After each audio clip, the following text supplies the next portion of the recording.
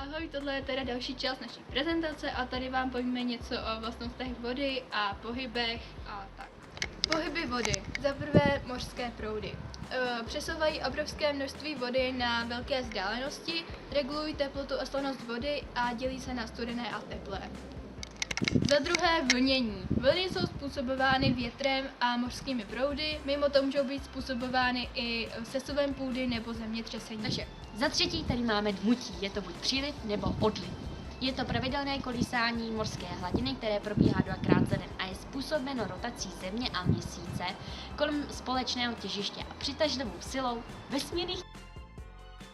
Jako další tady máme vlastnosti vody. Takže za prvý, tady je teplota. Závisí na dopadající slunečních paprsků, které dopadají na mořskou hladinu.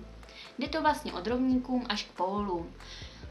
Vlastně zamrzá to pod vlastně 0 stupňů díky slanosti. Za druhé slanost je dána množstvím rozpuštěných minerálních látek a udává se v promile. Barva. Ta závisí na obsahu minerálních látek, planktonu a hloubce. Rozdělení moří podle barev. Modrá moře jsou chudá na plankton, zelená moře jsou bohatá na živé organismy. Žluté až hnědé moře, ty jsou bohaté na ty minerální látky, což jsou převážně okrajové moře.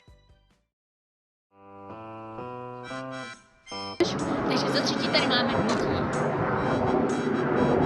I znova.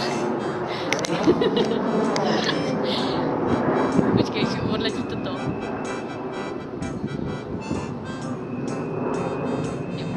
Ty vole, vypadni.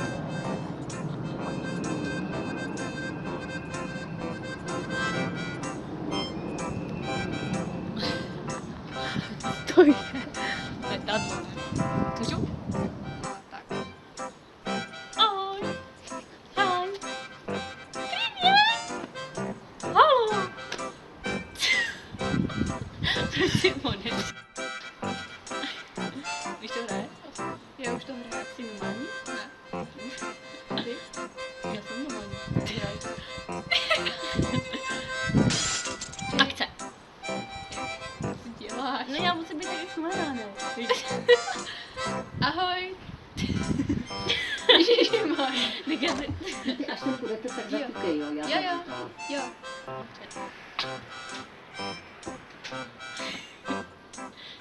Můžeš. No. Lotě? Znova? Jo.